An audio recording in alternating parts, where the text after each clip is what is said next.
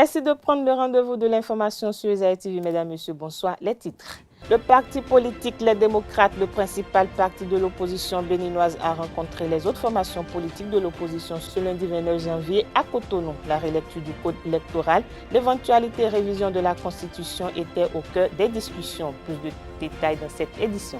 Poursuivi dans un dossier de détournement présumé de 2,6 milliards de francs CFA, l'ancien directeur de l'Office béninois des sports scolaires et universitaires OPSU, Donald Akakpo, et le prévenu Roland Zossou sont accusés dans un autre dossier d'escroquerie portant sur la somme de 2,114 millions de francs CFA. On en parle dans ce 19h. Les autorités du Burkina Faso, du Mali et du Niger ont annoncé ce 28 janvier 2024 le retrait de leur pays de la communauté économique des États de l'Afrique de l'Ouest, CEDEAO. Comment expliquer cette annonce de départ de l'organisation sous-régionale? Élément de réponse dans cette édition avec le consultant analyse politique Hamzat Abdoulaye. L'École supérieure d'administration, d'économie, de journalisme et des métiers de l'audiovisuel ESAE offre de nouveaux challenges pour l'année universitaire 2023-2024. Étudiantes et étudiants, parents d'élèves nouveaux bacheliers, ESAE, c'est la garantie d'une formation de qualité à des conditions très avantageuses. À Gbedjromede, à Papa, à Boumekalavi et Parakou, inscrivez-vous en administration générale, administration du travail et de la sécurité sociale, trésor et finances publiques, impôts, diplomatie et relations internationales, journalisme et métiers de l'audiovisuel, gestion des marchés publics, planification et développement local, sciences économiques, sciences juridiques et toutes les filières des sciences de gestion. ESAE vous offre des bourses, demi-bourses et de réductions pour les premières inscriptions dans toutes ces filières. Waouh! En licence 1, 2 et 3 et en master, bénéficiez jusqu'à 50% de réduction sur tous nos sites. N'est-ce pas génial? Infoline. ESAE Gbedjromede, 3e rue à droite en quittant le carrefour Le Jador pour la BIBE Jéricho ou au plus 229 90 93 65 21 98 98 14 00 à Kpakpa au plus 229 52 88 33 33 à Boumekalavi au plus 229 52 88 44 44 Parakou au plus 229 52 46 12 12.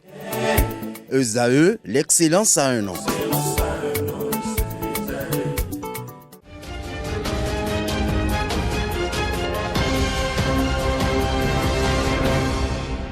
À nouveau, bonsoir. Une rencontre de concertation à l'initiative du parti d'opposition Les Démocrates a réuni l'opposition politique béninoise à l'hôtel Golden Tulip à Cotonou au sujet de la relecture du code électoral. Parmi les partis politiques présents, on peut noter la Grande Solidarité Républicaine, le Mouvement Populaire de Libération, le Parti Nouvelle Force Nationale et bien entendu le parti initiateur de la rencontre, les démocrates. Les partis politiques présents à cette rencontre ont échangé entre autres sur les modifications à apporter au code électoral, sur l'éventualité d'une révision de la Constitution et sur comment unifier les actions futures lors des combats politiques. Je l'annonçais au début de cette édition, nouvelle procédure judiciaire contre Donald Akakpo et Roland Zossou devant la Criette. Selon les informations, Roland Zossou est le principal accusé dans ce nouveau dossier. Il aurait soutiré frauduleusement la somme de 2,77 millions de francs CFA à une victime nommée Chogbe Rémi. Ce dernier n'a pas répondu présent à l'audience. À la base, ce lundi 29 janvier 2024, Roland Zossou a reconnu les faits d'escroquerie mais pas le montant mis à sa charge. L'ex-directeur de l'Office béninois des sports scolaires et universitaires Donald Akakpo est poursuivi dans cette nouvelle affaire pour complicité d'escroquerie devant le juge. Il a plaidé non coupable. Après l'inculpation par le juge, la Cour a confirmé le mandat de dépôt contre les prévenus. Elle a renvoyé le procès au 12 février 2024 pour continuation et pour convoquer la victime. L'Institut des artisans et de justice Champ d'Oiseau a organisé le jeudi 25 janvier dernier sa première activité de l'année, une conférence sur la coopération régionale et les défis sécuritaires transfrontaliers en Afrique occidentale. Elle a été animée par le professeur d'Elidi Eric Deglidia. Le reportage avec Anel Do. La coopération régionale et les défis sécuritaires transfrontaliers en Afrique occidentale, c'est le terme qui a ouvert les activités de l'Institut des artisans de justice et de paix, Champ d'Oiseau. Animé par le professeur Eric Deglidia, professeur de pratique des relations internationales, résident en Suisse, cette conférence a permis aux participants, composés de citoyens, autorités politiques et des organisations de la société civile, de cerner plus plusieurs notions sécuritaires. Un élément central, c'est de garantir dans nos pays africains davantage de justice sociale, de veiller à ce que les valeurs du vivre ensemble soient la priorité des élites politiques, parce que c'est de cette manière qu'on consolide les appareils d'État qui doivent demeurer notre horizon moral. Je crois que les pays ouest-africains coopèrent globalement bien. Simplement, il faut qu'au niveau des institutions sous-régionales, je pense à la CEDEAO et à l'UEMOA, qu'il y ait davantage de synergie parce que les défis sont transfrontaliers et nécessitent des solutions beaucoup plus imbriquées. Et les organisations régionales ont un rôle clé à jouer en la matière.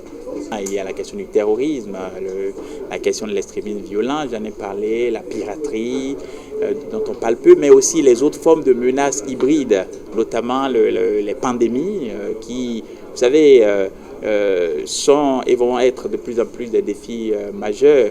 Un virus ne demande pas le visa pour passer une frontière. Donc, si on a un problème de pandémie dans un pays, ça peut rapidement toucher les autres. Donc, il faut mettre en place des mécanismes pour faire la surveillance, pour faire aussi le monitoring quand il y a ces formes de menaces asymétriques et hybrides.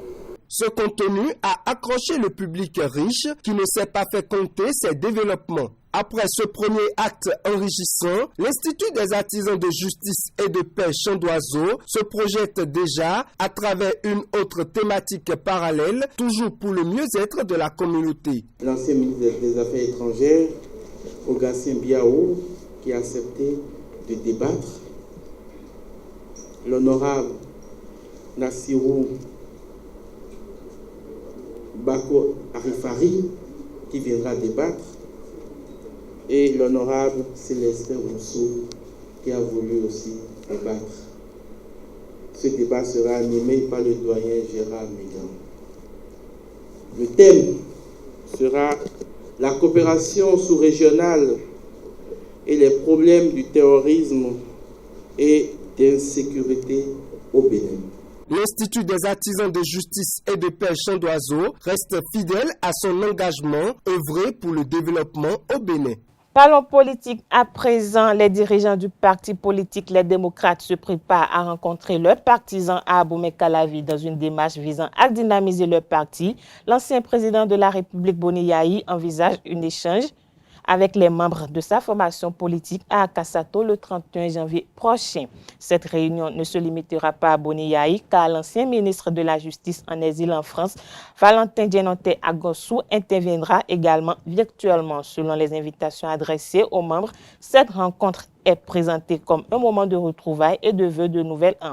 Bien que l'accent soit mis sur la convivialité, l'actualité politique ne sera pas négligée. Les discussions aborderont les questions relatives à la révision de la Constitution et à la modification du Code électoral, offrant ainsi aux dirigeants du parti l'opportunité de dialoguer avec les membres sur la position de leur formation politique à ce sujet. Les membres seront également informés de détails de la récente réunion entre les députés de leur parti et le président de la République, Patrice Talon, à la présidence. Canénois, à présent décédé dans la soirée du lundi 15 janvier 2024, l'éminent journaliste, chroniqueur et écrivain Jérôme Carlos a été conduit à sa dernière demeure le jeudi 25 janvier dernier suite à une messe de requiem ayant lieu à la cathédrale Notre-Dame de Porto-Novo. Les points de célébration dans ce reportage signé Francis Fahami. Je suis tellement touché parce que le jour où il est décédé, on a parlé ensemble. J'étais sur le plateau, j'ai fini l'émission à 9h, décryptage à 9h, et il m'a rappelé, naturellement, on a bien parlé, et subitement à 16h, 17h, m'a dit qu'il est décédé. De tels témoignages sont légion ce jeudi, lors de la messe de Requiem, dite pour les obsèques de Jérôme Carlos, l'éminent journaliste, écrivain, chroniqueur. Ami pour certains, père pour d'autres, formateur, patron et plus encore. Mais aujourd'hui, Jérôme Carlos reste encore un modèle d'excellence et de professionnalisme. Cet homme, d'une belle et fière allure, que le poids de l'âge n'a pas réussi à plier avant l'heure fatidique de son rappel à Dieu, était si discret qu'on l'eût cru d'une autre planète. Dans l'un de ses écrits de 1998, je découvre néanmoins son ascendance. Il écrit ceci de lui-même. Arrière-petit-fils d'esclave, je suis. Et mes racines plongent et se perdent dans la chair vive de nos souffrances. Et ses valeurs, ses pairs les lui reconnaissent. C'est dommage que ce soit à des moments comme celui-là, comme ceux-là, qu'on reconnaisse la grandeur des grands hommes. Nous sommes des hommes, nous devons et nous côtoyons tous les jours des grands hommes, des hommes superbes, magnifiques, des gens comme Jérôme Carlos. On n'en aura pas tout le temps, mais pendant qu'il était là, on aurait dû le célébrer. Un personnage grandiose, une belle personne, belle dans son âme, et puis dans tout ce qu'il laisse à la postérité. Un journaliste émérite, une icône, et puis un écrivain de bonne réputation, qui a semé des graines, je crois, qui sont en train d'éclore. Il laisse quand même quelque chose de positif. Vous avez vu la mobilisation, c'est la preuve que celui que nous sommes venus pleurer était quelqu'un de grand, d'immense. Nous retenons de l'homme sa disponibilité légendaire parce que chaque fois que vous l'appelez, il est disponible, il répond à vos questions, il répond à vos sollicitations. Ça ne court pas les rues, pour nous c'est important. Nous regrettons notre père, notre doyen, notre tonton Jérôme Carlos. Vous savez, on a de très bons souvenirs de lui. C'est un monsieur qui ne lésine pas sur les mots. Et c'est quelqu'un de très ponctuel qui suit tout ce qui se fait et qui fait de très bonnes remarques. Ce qui m'intéresse, ce qui m'a vraiment accroché chez lui, c'est son caractère d'homme simple. Ses pairs se souviennent également de ses rapports avec ses collègues. Cet homme mérite bien que tout ce monde se rassemble autour de sa dépouille pour le célébrer, pour lui dire un dernier adieu. Jérôme Carlos le mérite bien. Le rapport patron-employé n'a jamais existé chez lui. C'est un monsieur qui appelle ses employés tonton, tonton. Quand vous l'appelez directeur ou PDG, il n'aime pas. Une simplicité qui ne dit pas son nom, qui intéresse plus de moi. Je crois qu'on a beaucoup à garder de lui, de ses chroniques, de ce qu'il a fait, de ce qu'il a enseigné. D'abord éducateur et puis journaliste, et tout ce qu'il a donné à la jeunesse, à la postérité, je crois qu'on a beaucoup à garder de lui et restera gravé dans la mémoire de tous les Béninois, et de l'Afrique tout entière. Je retiens également qu'il avait un rapport particulier avec chacun de nous. Donc avec tout le monde qui est venu ici, il avait vraiment un rapport particulier. Et pour nous, c'est l'incarnation de l'humilité, de la disponibilité. Et nous ne pouvons pas oublier un homme pareil. Je faisais partie des dernières personnes avec qui il a discuté en tant qu'invité du plateau. Je pense que c'est un monsieur, c'est un bon monsieur. Il n'y a rien à dire pour lui. Vous voyez un peu la foule. Vous voyez, c'est un monsieur, il a du cœur. C'est un monsieur, honnêtement, il nous a tous formés. Je ne suis pas journaliste, mais j'ai développé certains arts à cause du doyen Jérôme Carlos. Le doyen Jérôme Carlos, c'est un monument. Décédé le 15 janvier dernier, dans sa 80e année, Jérôme Carlos a été conduit à sa dernière demeure le jeudi 25 janvier au cimetière municipal de Porto Novo. Cette édition se poursuit. La page Inter à présent. Les autorités russes ont annoncé ce lundi avoir validé la candidature de Vladimir Poutine à l'élection présidentielle de mars, scrutin que le chef d'État doit dominer. L'actuel président âgé de 71 ans, au pouvoir depuis près d'un quart de siècle, avait officialisé en décembre son intention de briguer un nouveau mandat lors du scrutin qui se déroulera du 15 au 17 mars prochain. L'élection fait figure de simple formalité, les détracteurs du Kremlin ayant été laminés par la répression, en particulier depuis l'assaut russe contre l'Ukraine il y a bientôt 2 ans. Un opposant, Boris Nadine, tente encore de faire valider sa candidature qui suscite un certain engouement inattendu ces dernières semaines. Dans un communiqué conjoint diffusé ce dimanche 28 janvier 2024, les régimes militaires au pouvoir au Burkina Faso, au Mali et au Niger ont annoncé leur retrait avec effet immédiat de la communauté économique des États de l'Afrique de l'Ouest, CEDEAO. Cette organisation sous-régionale était jusqu'à présent composée de 15 membres.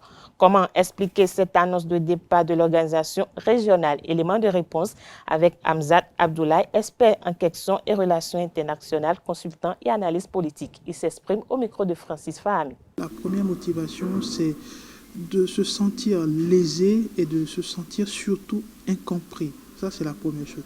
La deuxième chose, c'est que ces États se sont sentis infantilisés. Alors quand j'évoque État, ça reste à polémique parce que nous parlons de régime d'exception, nous parlons de régimes qui sont venus grâce à des coups de force, grâce à des coups d'État, mais d'une certaine façon, ces autorités militaires ont la légitimité de diriger ces différents États. Donc on doit comprendre que d'une certaine façon, la souveraineté à l'intérieur n'est pas discutable de l'extérieur, ce que visiblement la CEDEAO n'a pas assimilé et n'a surtout pas compris, surtout par rapport au cas du Niger qui reste problématique. La deuxième chose, c'est que ces États, d'une certaine façon, traversent les mêmes réalités, surtout au niveau des défis sécuritaires, de la lutte contre le terrorisme. Vous allez comprendre que la CEDEAO, dans son outil, dans son arsenal, déjà depuis sa formation, n'a pas forcément pour priorité la préservation sécuritaire, n'a pas forcément pour objectif la lutte contre le danger du terrorisme, qui n'est d'ailleurs qu'apparu que dans les années 2000. Donc, d'une certaine façon, on reproche à la CEDEAO ce qu'elle ne peut pas faire, parce que la CEDEAO n'est pas forcément outillée pour le faire. Certes, il y a eu plusieurs initiatives, dont l'initiative d'Accra, pour relever le défi sécuritaire, mais force est de constater que ces pays du Sahel qui sont gangrénés par le fléau du terrorisme, malheureusement, n'ont pas d'autre force qu'elles-mêmes pour s'en sortir. Et à ce niveau, le constat est alarmant à partir du moment où la CEDEAO n'a pas fait grande chose et continue de jouer aux médecins après la mort vis-à-vis de ces maux qui minent la réalité de ces États. Et je finirai là-dessus en disant l'autre raison, c'est, j'avais évoqué l'infantilisation de la CEDEAO vis-à-vis de ces États, c'est-à-dire la CEDEAO n'a pas mesuré les enjeux des sanctions. Vous savez, c'est comme dans le quotidien, quand vous sanctionnez un enfant, quand vous punissez un enfant, il ne faut pas que ça dure trop longtemps. À un moment, il faut mettre le frein et repartir de zéro. Et je pense que la CEDEAO, dans sa dynamique de vouloir faire passer un message, c'est-à-dire non au coup d'État, c'est-à-dire non au régime militaire, n'a pas su mettre le frein quand il le fallait et n'a surtout pas essayé d'avoir une véritable posture diplomatique.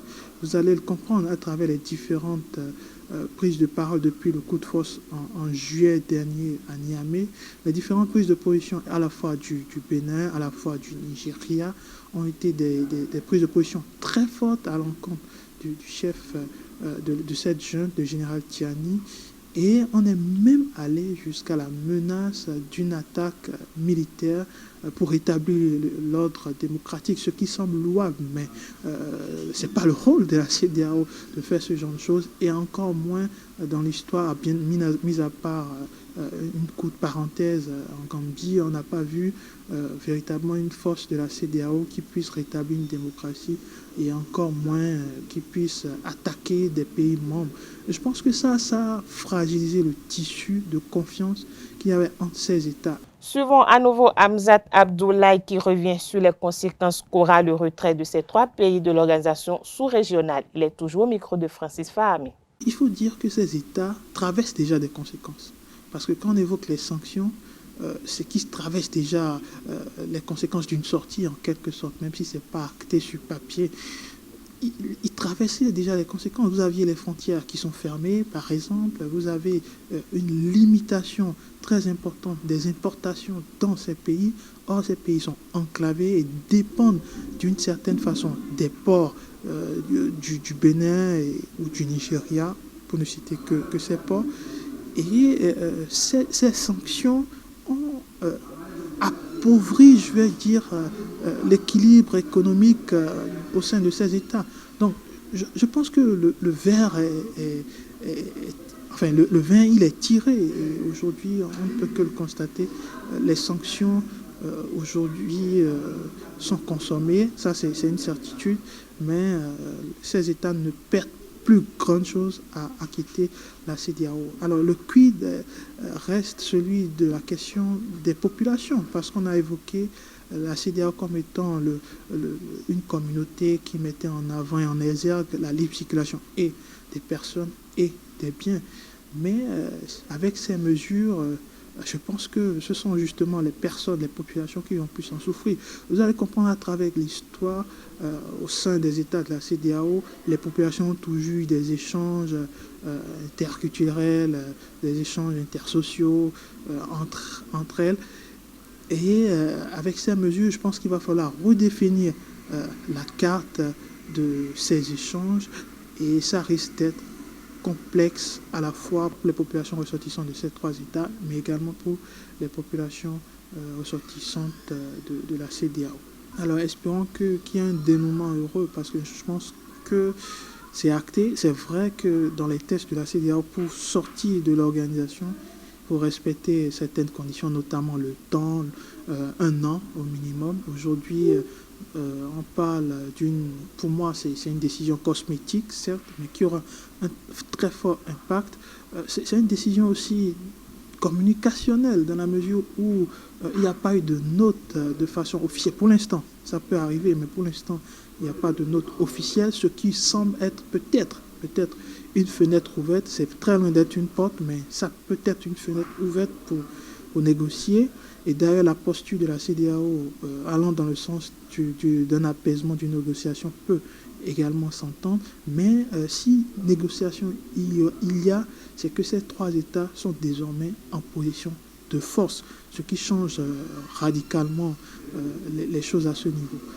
La deuxième chose, c'est que en termes d'issue, si, parce qu'il faut noter qu'il y a déjà une alliance qui est constituée, l'AES, l'Alliance des États du Sahel, et ils se sont constitués prioritairement pour lutter contre le défi, contre le danger du terrorisme, contre le défi de la montée du djihadisme et autres, mais ils se sont également réunis pour des raisons économiques et surtout sociales. Et ça pourrait être une contrebalance pour la CEDEAO. Que perd aujourd'hui la CEDEAO avec cette décision? Je pense que la CEDEAO perd gros. La CEDEAO perd vraiment gros. Et j'ose croire que ça va être peut-être la renaissance des relations bilatérales, parce que même si le multilatéralisme est en train de mourir ou littéralement morte avec cette sortie de ces trois États, je pense que le bilatéralisme va renaître de ses cendres. C'est un procès inédit qui s'est ouvert ce lundi en France. Pascaline Bongo est jugée au tribunal judiciaire de Paris, fille du défunt président gabonais Omar Bongo et sœur d'Ali Bongo, l'ex-chef d'État déposé par un coup d'État en août, est accusée de corruption passive d'argent public étranger. Il s'agissait pour Pascaline Bongo d'aider l'entreprise à participer à la création de l'Agence nationale des grands travaux du Gabon. Cette entité mise en place par son frère Ali Bongo supervisait d'importants chantiers d'infrastructures comme des routes et des stades en échange de son coup de pouce. Pascaline Bongo aurait touché 8 millions d'euros. 2 escadres des J-Routes ainsi que le directeur commercial actuel font partie des accusés. L'Iran a envoyé 3 nouveaux petits satellites dans l'espace d'une semaine après avoir lancé un satellite à 750 km de la Terre, malgré la condamnation exprimée par la France, l'Allemagne et la Grande-Bretagne qui l'accusent de vouloir utiliser la technologie spatiale pour augmenter la portée de ces missiles. Ce nouveau lancement, après celui de la semaine passée, montre la volonté de l'Iran d'avancer rapidement dans son programme spatial. Il faut noter que l'Iran dispose d'une large panoplie de missiles dont la portée maximale est d'environ 2000 km, ce qui permet à Téhéran de frapper Israël ou les bases américaines dans la région. Selon les experts, ces lancements de satellites permettent en fait d'augmenter la portée des missiles iraniens à 4000 ou 5000 km. Sport pour finir, la 10e édition du tournoi Coupe de la Relève s'est achevée le samedi 27 janvier 2024 au collège CSP de Beto. 18 équipes ont participé à cette édition qui a vu l'équipe de Renaissance BBC triompher. Le reportage avec Aneldo.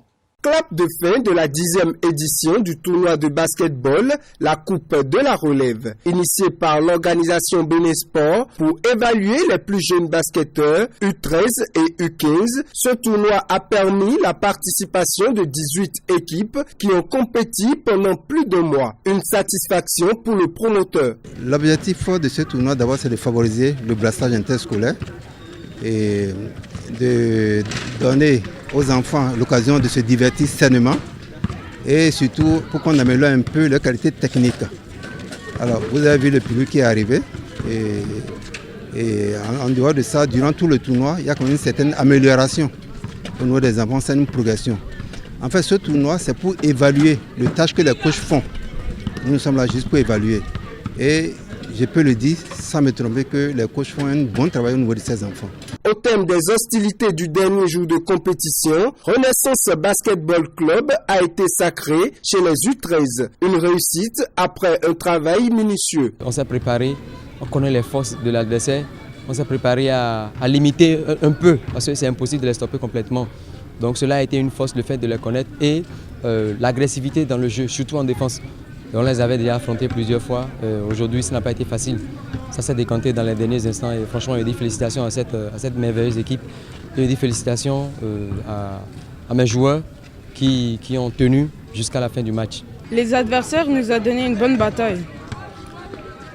C'était difficile parce qu'on se fatiguait facilement. Mais à la fin, on a joué comme on pouvait et on a gagné. J'ai appris de ne pas sous-estimer vos adversaires. Je les avais sous-estimés et puis on a presque perdu. Vous avez vu qu'on était déjà à 2 scores. Alors on a presque perdu, mais c'est bien. On a quand même réussi. Le tournoi à la Coupe de la Relève est suivi de très près par les instances fêtières du basketball béninois qui mûrissent des ambitions pour son bon fonctionnement. Toutes les fois où je viens ici, je me dis la première chose à corriger, la première chose à améliorer, c'est la qualité et l'état de l'infrastructure. L'infrastructure de base pour le basketball, c'est le terrain et ensuite les ballons. Donc j'en discute avec le coach Alassane Zimé et je vous jure qu'à la moindre occasion, à la première opportunité, on n'hésiterait pas à améliorer les infrastructures qui sont ici. À travers la Coupe de la Relève, Bénésport œuvre pour la promotion du basketball à la base. C'est sur cette information sportive que prend fin cette édition. Merci pour votre attention.